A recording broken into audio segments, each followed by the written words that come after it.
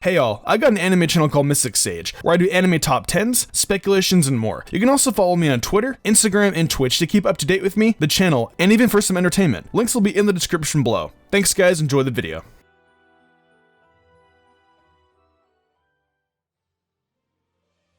Sword and Shield have been out for a week now, and they've been an absolute blast. And while I still have a few things to discover in the games, I have seen all the new Pokemon and Galarian forms the game's introduced, and I've gotta say, this is one of the strongest Pokedexes in the entire series. So it's only natural that I give you guys my top 10 best Pokemon in Sword and Shield. Now naturally this video contains spoilers on the Pokemon introduced, so if you're still trying to discover everything yourself, you'll want to turn away now and come watch this video another time. There are many different factors that determine what I personally define is the best, and they range from their incredible designs to even just the concept of what they're based on. I think we can just keep this intro short then, and just hop into the list.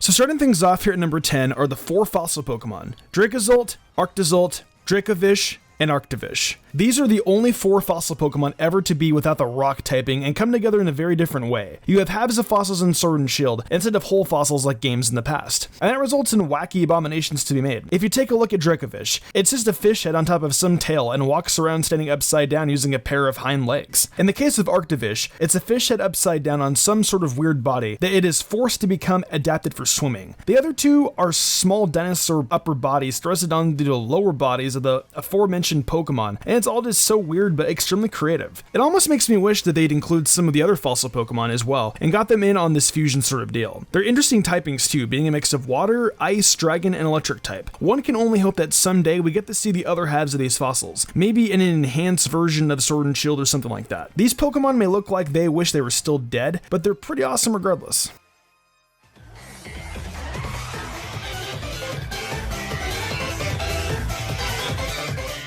At number 9 is Copperaj, and I consider it to be Donphan's cooler younger brother. Copperaj evolves from Cufant and is actually of Indian representation, its name being a combination of copper and Maharaja. It's a really fun take on elephants, and its steel typing was pretty surprising to find out when I first saw it out in the wild area as a Cufant. The colors on its design are really awesome too, making great use of orange and dark along with a nice blue underbelly that honestly stands out wherever you take it. Also, Copperaj is one of a decent amount of the 8th generation Pokemon that has a Gigantamax form in this game too, and that is designed to look excellent too. It's like if you had a giant wall and just threw an elephant's trunk on it. I don't mean to disrespect Donphan at all, but Copperaj is a top elephant in the savannah now, and I'd feel that way even if elephants were my girlfriend's favorite animal.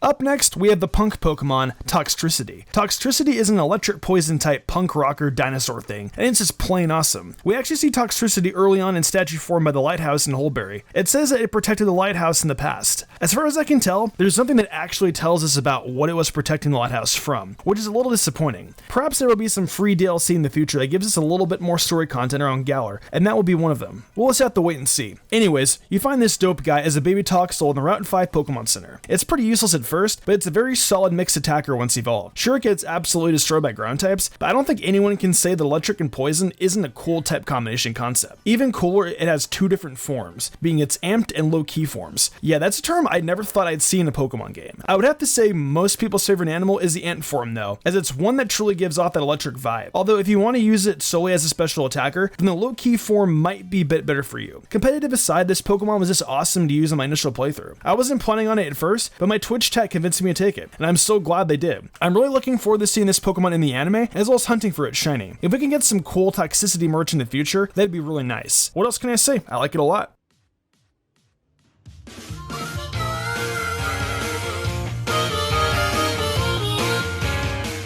Following up Toxtricity is my favorite final evolution of the starter Pokemon in Gen 8, Cinereous. It's got such an exciting design, and while being somewhat simple, it's still so incredibly clean. It took me some time to figure out exactly which starter I wanted to use. I bounced between the 3 of them for so long, and I finally decided on Scorbunny, and I don't regret it at all. No offense to all the Rillaboom and Inteleon fans out there, but Cinereous is just the best of them in design and arguably in battle too. You guys have to admit that Powerball is such a tremendous signature move, and quite frankly the best looking move of the bunch. Having a speedy option through the game was a really convenient thing to have, and you better believe I was often using Cinereous in battles. I may not be a huge fan of soccer, but it's got a lot of influences from the game and its design, and when it Dynamaxes, it even poses like a soccer player that's just scored a goal. I was also really surprised to see that it and its opposing starters all maintain just one typing, and that was the first time we've seen that happen since Gen 2, 20 years ago. Cinereous really is the ace of the starter Pokemon and is well worth having on this list.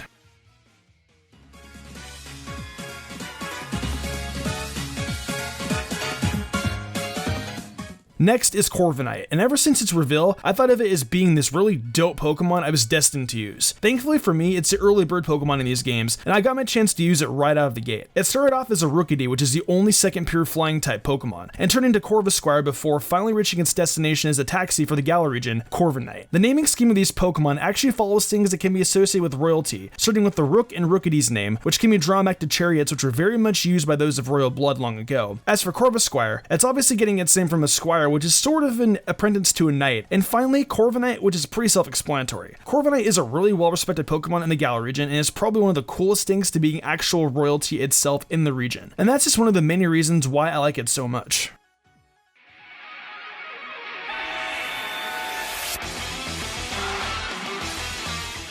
Here at the number 5 spot, we have our thumbnail Pokemon, Galarian Dharma Antenna. When I first entered Sirchester, seeing the guy standing there with his Darumaka just made me lose it, as it was nice to see more non-Gen 1 Pokemon get some regional variant love. Then getting into Melanie's gym, seeing Dharma Antenna got me really pumped and made me consider having one for my team. Well, that was an unfortunate turn of events, as it turns out it was a version exclusive to Pokemon Sword. While that might have been a bit disappointing, that didn't change the fact that it was such a cool Pokemon. But then I remembered it had Zen mode, and once I saw that, I was completely sold on this being one of the best regional variants the series has introduced yet. It becomes an angry snowman that has its fire reignited, which is kind of the opposite of Zen, but I guess they still had to be consistent with the form changing ability. So many people, including myself, have wanted both a snowman Pokemon and a fire and ice type. I don't think anyone thought they would be one and the same. Overall, this is just an amazing Pokemon, and it's definitely worthy of being this high up on the list.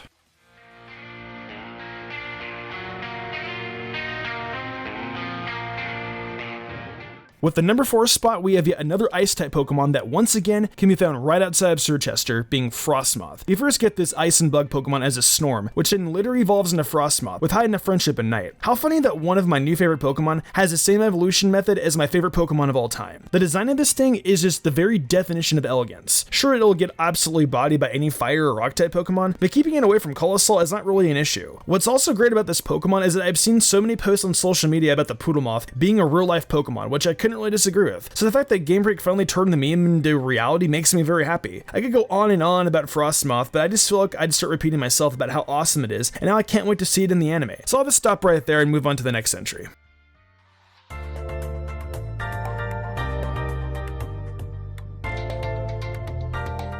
I've done countless videos where I express my love for foxes. Ninetales will always be one of my favorites of all time, but Fievel is definitely a solid second. Just as you all did, I encountered Niket very early on in my adventure, and I was through the roof. It was so unbearably cute, and I couldn't stand it. I could just tell it was going to be a mischievous Pokemon, and those thoughts were confirmed once it evolved into Fievel. It just has this classic bad guy mustache and sinister look on its face that I couldn't help but love it even more, despite it not being as cute. Naturally, I used it all the way through my games and had such an amazing time doing so. As I've said with many other entries on this list, I can't wait to see it featured in the Pokemon anime. Since they're keeping with the Sun and Moon style of things, I have no doubt there's going to be a ton of mischief to be had with this Pokemon for sure.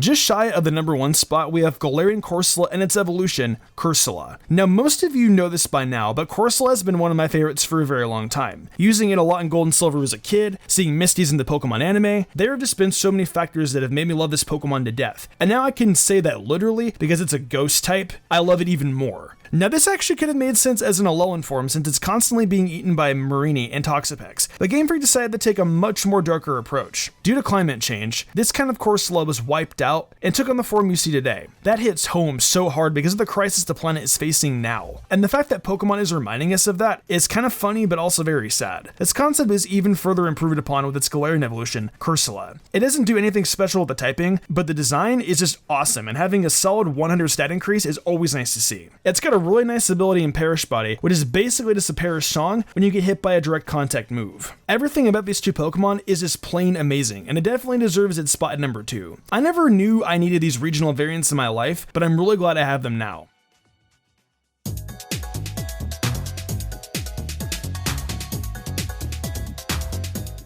So it's finally time for the Pokemon I think is the best in these games, and it's going to be yet another Galarian form. In Pokemon Sword, you can find Galarian Farfetch'd and Sirfetch'd, but the version exclusive for Pokemon Shield is Galarian Ponyta, and that is going to evolve into the best Pokemon in Sword and Shield. That's right, Galarian Rapidash is my favorite Pokemon, and also what I consider to be the best Pokemon introduced in these games. Galarian Rapidash looks so amazing, and I'm not sure if any Pokemon that has come before it, or will come after it, could ever challenge its majestic design. It has just such an awesome combination of colors, and that horn is so cool. It also has the ability Pastel Veil, which prevents Pokemon from getting poisoned when they're on the same side as Rapidash, so competitively it might just have some good usage to it as well. As a kid, I have always wanted a unicorn-based Pokemon that looked more like a unicorn rather than just a horse with the horn on it, which is safe to say Cantonian Rapidash looks like that, I'm sorry. This Rapidash though, is what comes out of fairy tales, and everything I used to read as a child. Now it got brought into one of my favorite gaming franchises, and I couldn't be happier.